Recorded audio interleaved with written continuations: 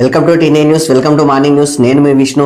రోడ్డుపై బైఠాయించిన స్టూడెంట్స్ అని చెప్పేసి ఇక్కడ ఫుడ్ సరిగా పెట్టడం లేదు. చూడండి, జగిత్యాల కలెక్టరేట్ కు వచ్చిన స్టూడెంట్స్ జగిత్యాల కలెక్టరేట్ కు వచ్చేసారు. స్కూల్ పిల్లలు ఫుడ్ పెట్టడం లేదు, అది కూడా కరెక్ట్ పెట్టడం లేదని, స్కూల్లో మిడ్ డే మీల్స్ అని చెప్పేసి సరిగా పెట్టడం లేదని చెప్పేసి ఆరోపిస్తూ జగిత్యాల జిల్లా ధర్మపురి మండలం Arepalli ZP high school students పేరెంట్స్తో సహా జగిత్యాల కలెక్టరేట్కు వచ్చారు. జగిత్యాల కరీంనగర్ మెయిన్ రోడ్డుపై బైఠాయించారు. పలువురు స్టూడెంట్స్ మాట్లాడుతూ తమకు పురుగులు పట్టిన బియ్యం నాసిరకమైన కూరగాయలతో భోజనం పెడుతున్నట్లు ఆరోపించారు. చాలని భోజనం పెడుతుండడంతో ఆకలితో క్లాసులు వినాల్సి వస్తుందని చెప్పేసి ఆవేదన వ్యక్తం చేశారు. స్టూడెంట్స్ ధర్నాతో కాసేపు రాకపోకలు నిలిచిపోయాయని చెప్పేసి, రాకపోకలైంది నిలబడితే కూడా ఏం ప్రాబ్లం లేదు, కానీ వాళ్ళ ఆకలి పోతుంది కదా, వాళ్ళ ఆకలి కంటే కొన మొత్తానికి అయితే ఈ స్టూడెంట్లు వచ్చేసి అక్కడ రోడ్ల మీద కూర్చునే పరిస్థితి వస్తుందంటే ప్రభుత్వం ఏం చేస్తుందని అడుగుతున్నాం మేము. ప్రభుత్వం ఏం చేస్తుంది? మీరు ఆల్రెడీ బెస్ట్ ఫుడ్ ఇవ్వాలని చెప్పేసి మీరే అంటారు కదా, దానికోసం నిధులు కూడా రిలీజ్ చేస్తున్నామని చెప్తారు కదా, మరి ఎక్కడ పోయా పైసలు? నిధులు ఎక్కడ పోయా? ఇక చూడండి, ఇట్లా రోడ్ల మీదకి స్టూడెంట్స్ వచ్చి అమ్మ అన్నం పెట్టండి అమ్మా అని చెప్పేసి కూర్చునే పరిస్థితి. మరీ ఇజ్జత్ ఉండాలబ్బా ప్రభుత్వానికి. రోడ్ మీదకి వచ్చి అడుక్కోవాలన్నా మిమ్మల్ని? మీకు ట్యాక్సులు కట్టుకుంటే వాళ్ళు రోడ్ మీదకి వచ్చి మిమ్మల్ని అడుక్కోవాలి అన్నం పెట్టుండని. ఇంతనన్నా బుద్ధి ఉండాలి. ఇక్కడ ఉన్న అధికారులు ప్రజాప్రతినిధులు ఏం చేస్తున్నారు? తిరగొచ్చు కదా, ఎక్కడెక్కడ ఏమేం జరుగుతుందో తెలుసుకోవచ్చు కదా, ఏం చేస్తున్నట్టు.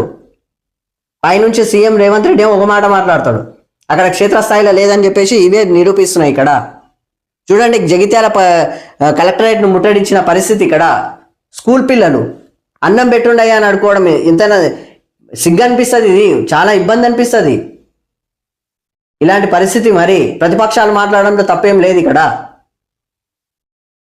అన్నం పెట్టమని వాళ్ళ తల్లిదండ్రులు ట్యాక్సులు కట్టట్లేదా గవర్నమెంట్కి? కేంద్ర ప్రభుత్వాన్ని కట్టలేదా, లేకపోతే రాష్ట్ర ప్రభుత్వాన్ని కట్టట్లేదా? జిఎస్టీ రూపంలో అన్ని తీసుకుంటున్నారు కదా. అన్నం పెట్టండి అని చెప్పేసి అడుకోవాలన్నా? మళ్ళీ ఈ దేశ భవిష్యత్తు ఆ దేశ భవిష్యత్తు పిల్లల మొత్తాన్ని ఆకలి కడుపులు కొడుతున్నారు సార్. మరి దరిద్రంగా పట్టెడు అన్నం పెట్టడానికి ఇబ్బంది మీకు. ఏంది సార్ ఈ పరిస్థితి? మళ్ళీ మెరుగైన ఫుడ్ పెడతాం, బెస్ట్ ఫుడ్ పెడతాం అంటారు, ఇట్లా మొత్తానికి రోడ్ల మీద వచ్చి కూర్చోబెడతారు. పురుగుల అన్నం పెడుతున్నారంట, మొత్తం సన్న బియ్యం అన్నం పెడతాము, అట్లా పెడతాం ఇట్లా పెడతాం. ఏడ ఉన్నాయి పురుగుల అన్నం, అవి కూడా సాలిసాలని అన్నం.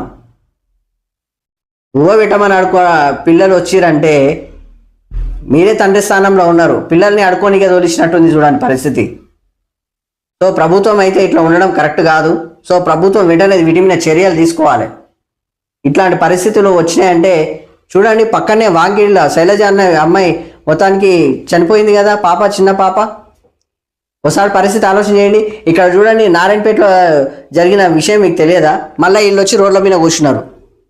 ఏం జరుగుతుంది సార్ ఇక్కడ పరిస్థితి? ప్రభుత్వాలు ఏం చేస్తున్నట్టు? ఇప్పుడు ప్రజాప్రతినిధులు ఏం చేస్తున్నట్టు? అధికారులు ఏం చేస్తున్నట్టు? పని చేస్తలేరనే దానికి నిదర్శనం ఇదే కదా. మీరు పని చేస్తే అక్కడ పర్ఫెక్ట్ ఫుడ్ దొరికితే వీళ్ళు పిల్లలు బయటికి రారు కదా. దీనికి కారణం ప్రభుత్వం పనిచేస్తలేదు, లేదా ప్రజాప్రతినిధులు పనిచేస్తలేరు, లేదా అధికారులు పనిచేస్తలేరు అనే దానికి నిదర్శనమే ఇక్కడ రోడ్ల మీదకి వచ్చి పిల్లలు కూర్చోవడమే. ఇలాంటివి జరగకూడదని చెప్పేసి రోజు ముత్తుకుంటూనే ఉన్నారు ప్రతి ఒక్కరు, కానీ జరుగుతూనే ఉన్నాయి. సో ఇది మాత్రం ఈ టైంలో ఇట్లాంటి పరిస్థితులు వీళ్ళకి అన్నం కూడా పెట్టలేని బతుకు, మళ్ళీ అక్కడ మాత్రం విజయోత్సవాలు. ఎంతవరకు కరెక్ట్ అంటారు? అది పట్టెడు అన్నం పెట్టలేని పరిస్థితుల్లో విజయోత్సవాలు చేసుకోవడం అవసరమా? ఆ డబ్బులు ఏదో కేటాయించేది దీనిలోకి పెట్టండి, పిల్లల అన్నం కోసం పెట్టండి. సో వెంటనే దీని మీద చర్యలు తీసుకోవాలని చెప్పేసి మేము రిక్వెస్ట్ చేస్తున్నాం ప్రభుత్వాన్ని. సో దీన్ని తీసుకుంటేనే బాగుంటుంది.